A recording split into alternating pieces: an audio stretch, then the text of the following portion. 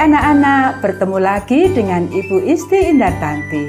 Kali ini Ibu akan memberikan satu cerita yang sangat bagus buat kalian.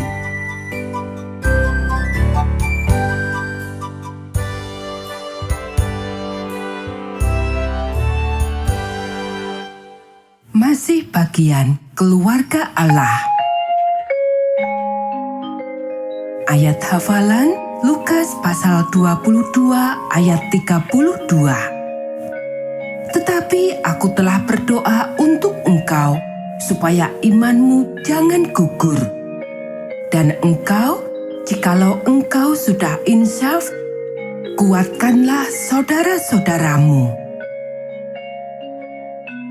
Pekabaran pelajaran ini, meskipun aku meninggalkannya, Allah menginginkanku dalam keluarganya.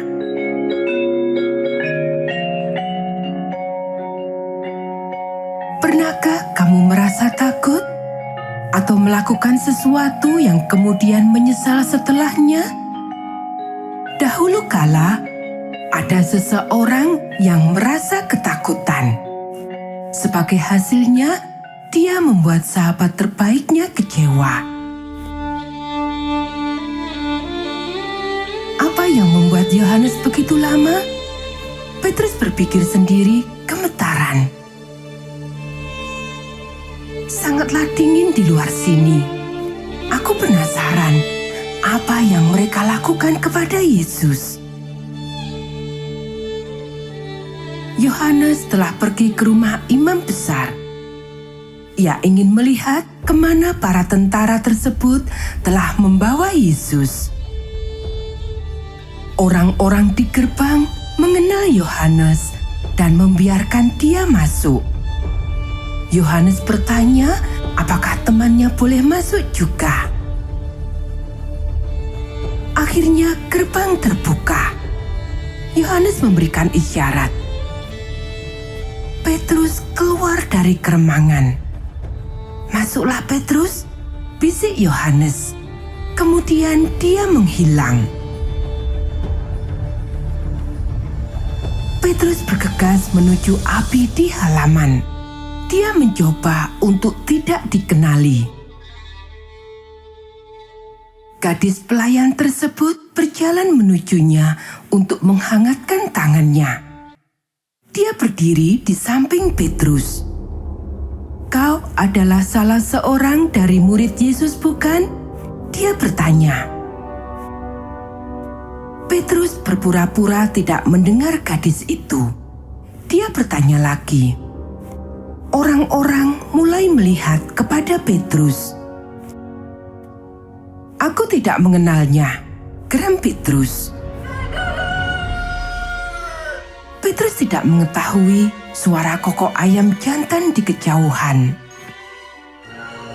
Petrus mencoba bersembunyi di keramaian setelah itu. Hal tersebut sangat sulit. Dia dapat melihat apa yang tentara lakukan kepada Yesus. Mereka memukul dan meludahinya. Petrus merasa sangat sedih. Tetapi dia mencoba untuk bertingkah sama seperti orang lainnya. Dia berbicara seakan-akan dia tidak peduli tentang Yesus. Waktu berlalu. Seorang pria yang berdiri di dekat Petrus terus menatapnya. Orang ini bersama-sama dengan Yesus. Dia mengatakannya kepada orang lain di sekitar api. Semua orang menatap Petrus. Petrus gemetar. Dia berharap agar dia tidak kelihatan. Dia menggelengkan kepalanya. "Kau berasal dari Galilea," kata seorang lagi. "Aku dapat mengenali lewat pakaianmu dan caramu berbicara. Kau adalah salah seorang pengikutnya, bukan?" "Bukan aku," teriak Petrus. "Bukankah kamu yang ada di taman bersama dengan Yesus?" tanya orang ketiga.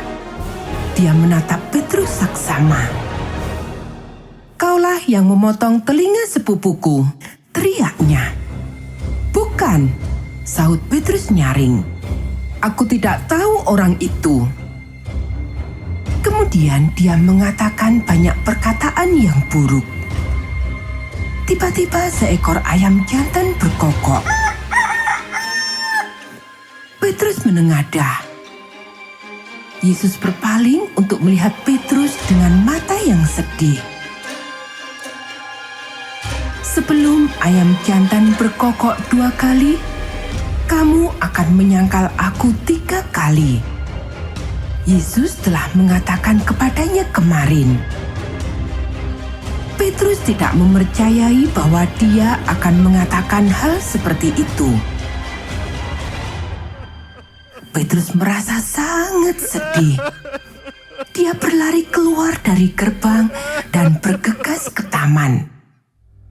Dia jatuh di tempat yang sama di mana Yesus telah berdoa.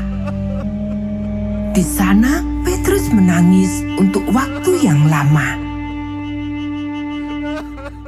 Dia mengingat apa yang telah dia katakan sebelumnya. "Aku akan masuk ke dalam penjara untukmu, Tuhan," katanya membual. "Aku bahkan mau mati untukmu." Bagaimana mungkin Yesus mau mengampuniku? "Aku sangat menyesal ya Tuhan," dia berteriak ke langit.